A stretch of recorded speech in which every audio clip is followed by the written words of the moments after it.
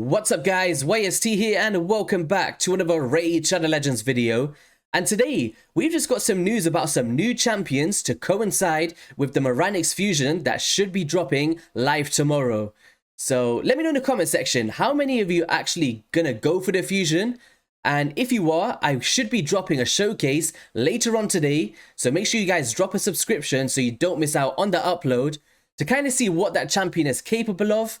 And just a showcase of her skill set to see if you guys want to go for it or not. But in regards to this video, we are on the test server today, so don't think that these champions are on my account. And I believe that we've got an epic champion that should be the one to fuse Maranix. We've got a rare champion and a new shiny void legendary. So let's just go into the champions, break down their kits and my kind of first thoughts on them. So the first one is going to be Tomo. Now, usually when we have fusion champions on the test server, if there's multiples, they kind of give us multiple epic champions, and we can kind of say, yes, this is going to be the 4 for the fusion. Now, in this case, we've only got one epic, which leads me to believe that it's going to be one of those fusions where it's 4 epics, and you have to kind of fuse all 4 of the same one, and then fuse those into the Maranix fusion. And I do believe it's going to be Tomo, but I'm not 100% as of yet. But I'd say 99% of the chance it's going to be a 4 times of the same champion. Now, we have got a Shadowkin epic support. And let's just kind of break down the kit here. So on the A1 with Stab and Grab, what a name, Polarium. Attacks one enemy, has a 50% chance once booked of stealing one random buff from the target. Now, it's a relatively nice A1, a little bit niche in my opinion. But a stealing of a random buff on the A1... I guess could have some faction wars use from first glance. On the A2 with Bamboozle, AoE drop attack at a 100% chance. Now, if you guys can't go for the fusion or you're stuck on resources and you're thinking, ooh, shall we go for an epic champion here? I think this Bamboozle ability is really solid. We got a 3-turn cooldown AoE decrease attack. Now, this is vital, especially in progression for dungeons, the Doom Tower. And it's just a versatile skill set. Now, just bear in mind, this is the Force Affinity, so depending where you're taking this, you can get weak hits. But as a skill set for everybody to attain, if it's a part of the fusion, I think this is a really strong one to watch out for. Thick as Thieves places a counterattack buff on a target ally for 2 turns, and then places a counterattack buff for 3 turns instead if the ally is from the Shadowkin faction. Then fills the turn meters of all allies by 15% and places a 30% increased crit damage buff on all allies for 2 turns. Will then place a 30% increased crit rate buff for 2 turns on allies from the Shadowkin faction on a 4-turn cooldown. This is a relatively nice A3 here, in my opinion. Now, the way that it's screaming to me is this champion is going to help you out in the Shadowkin faction wars. We've got counterattack on target allies. We've got filling of turn meters to get extra turns out. We've got increased crit rate. So if you've got champions like Genzin and you haven't crit capped him, you can now nuke with that dude. So yeah, kind of screams Shadowkin faction to me with the AoE decrease attack to mitigate damage. And also the stealing of the random buffs. Is it the most OP champion in the game? No. But is it a unique champion that you can have a bit of useful progression? Yeah, I think she is relatively nice here. And then on the Brethren passive with the level 1, increases the turn meter fill effects and heals 20% when used on allies from the Shadowkin faction. If there are multiple champions on the same team with this skill, only one will activate. Okay, and speed and faction wars by 24%. So yeah guys, if you're looking for a faction wars champion from the Shadowkin faction, then yes, Tomo is probably one you're going to want to keep. But let me know if you're going to go for this or if you're going to go for the main fusion itself or if you're just skipping it in full. But from first glance, I think she's a good addition to the game. Alright, let's head into the next one. So the next one is going to be... Actually, we're not going to do that yet. Let's go into the High Elves. Let's get the rare out of the way. So we got the Prosecutor. Now, this is a Spirit Affinity champion from the High Elves. Aesthetically looks really cool. And does she have any place in the game to be added in this patch? So on the SAP initiative, attacks one enemy 2 times. Each hit has a 20% chance of decreasing the target's turn meter by 10%. So we got an A1 drop turn meter. It's okay, I guess, for a rare champion. Bit of a low chance at 30% once booked, but you can get up to 20% if they both proc. We then got an AoE decreased speed. Okay, so that's nice for a rare champion. Hold proceedings. On a 3-turn cooldown. Now, champions like this are really cool because if you consider secret rooms and some niche scenarios, some of these rares are actually really impactful. So an AoE decreased speed, I'm actually a fan of for a rare. Then with prosecute, attacks one enemy 3 times and places a 50% increased accuracy buff on this champion for 2 turns before attacking. And each hit has a 30% chance of placing heal reduction. Okay. It kind of screams finite to me, in a sense, because you got the dropping of turn meter, you got an AoE decreased speed, so you can put that up, and then you've also got a free time hitter to break the shield. I'm actually a fan of this rare. Honestly, I think she's pretty good. And we got the heal reduction in her kit with an increased accuracy in case a player is kind of struggling for accuracy stats, right? So it puts it up before attacking, gets that heal reduction out, and stops that Fire Knight from healing. Yeah, I like this rare. She's pretty cool. Alright, so next up is going to be the one that is here.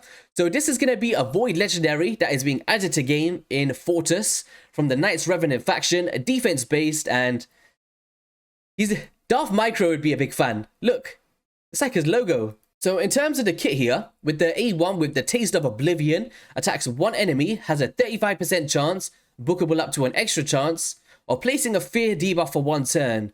The attack will always be critical if the target is under a fear or true fear debuff. Now, fear basically gives you a 50-50 chance to miss a turn on the enemies. And then true fear basically puts the skill that they was trying to use on cooldown if they happen to kind of get that 50-50 turn. So true fear, a lot more impactful, but fear can still kind of get you in the rhythm of getting a victory. On the A2 with Horrors Beyond, attacks all enemies, 100% chance of placing a True Fear debuff for 1 turn. This debuff cannot be resisted by targets under fear debuffs.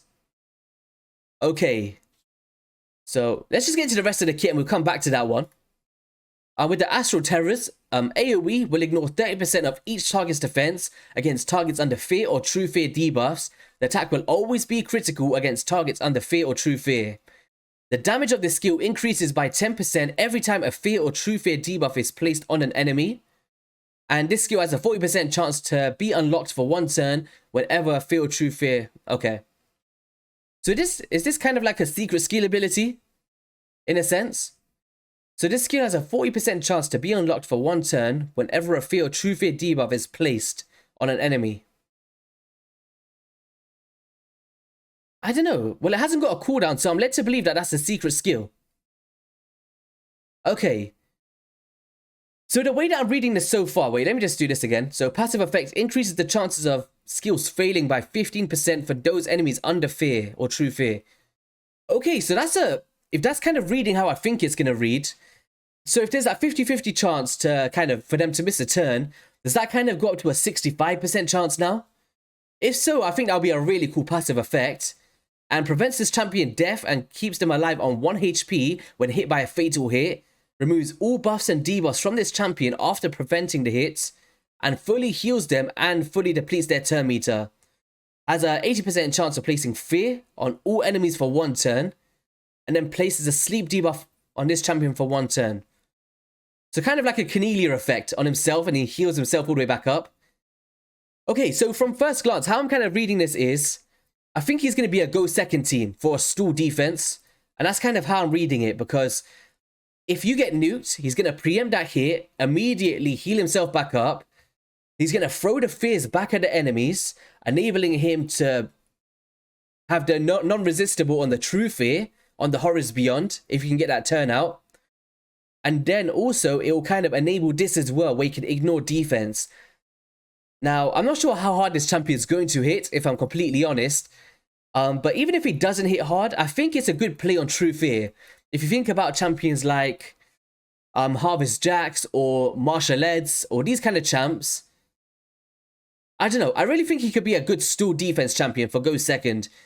Let me know if you're a fan of him. I think from first glance, he's a little bit niche. I don't really see True Fear using a lot in the arena apart from maybe Harvest Jax or Leorius. But okay, well this is the new Void Legendary champion, and crit rate in arena battles by 25%, so you don't have to crit cap your champions. He's decent, I guess. Final champion is going to be Maranix, who is going to be the fusion champion from the Dark Elves. If you do want to see a full breakdown, as I said before, I'll be dropping a video later on today showcasing her skill set. But with the Reaper's Dew, basically, attacks one enemy 2 times, can hit up to a potential of 4 times if the target is under a Hex debuff. Now, it is a 50-50 shot from those hits to get the extra hits out, but if that doesn't proc, it's just a 2-time hitter. On the Excruciate, an AoE Hex with a drop defense. As I've mentioned earlier, I am a huge fan of this skill, and it's really nice to set up nukes for someone like Eru the Huntmaster or a Fear the Tomb Angel, because we've never had a setup champion in the Hex category, and this is the first one to implement a decreased defense into the kit alongside Hex in the same skill. So it's a really nice play on this here. In the Inexorable End, an AoE which will ignore unkillable buffs and shield buffs if targets are under Hex. Places an unkillable buff on this champion for 1 turn if this attack kills an enemy without Hex, and then 2 times if the enemy is under Hex. Now, from testing, the champion doesn't nuke extremely hard. Like, very niche scenarios, you might see some good numbers, but the way that I kind of like to do it is just use it as the setup champion and bruise the enemies with these kind of skills, and if you do happen to kill an enemy, you get that unkillable up. Because champions like this, unless you're using other champions to place the Hex, and then she's doing the nukes, you kind of have to get that blend of accuracy and damage, and it's hard to hit hard if you're kind of doing that, right? So, just something to pay close attention to, that this champion will require accuracy to place these debuffs, and it could mitigate the damage stats that you're putting on your champion. With the passive, can reset the cooldown of this ability here. Whenever this champion kills an enemy under Hex, and the attack percent will be increased for enemies under Hex debuffs. So overall, I am a fan of her, but once again, I'll give my full kind of breakdown later on in today's video. So yeah, that is going to be all for the video, guys. Just a short and sweet one this morning. I was kind of late to get this out because I am a late person. It's 10 AM right now and it has to be out by 11. But yeah, let me know what you think about these champions in the comment section below, and I'll catch you guys on the next one. Peace.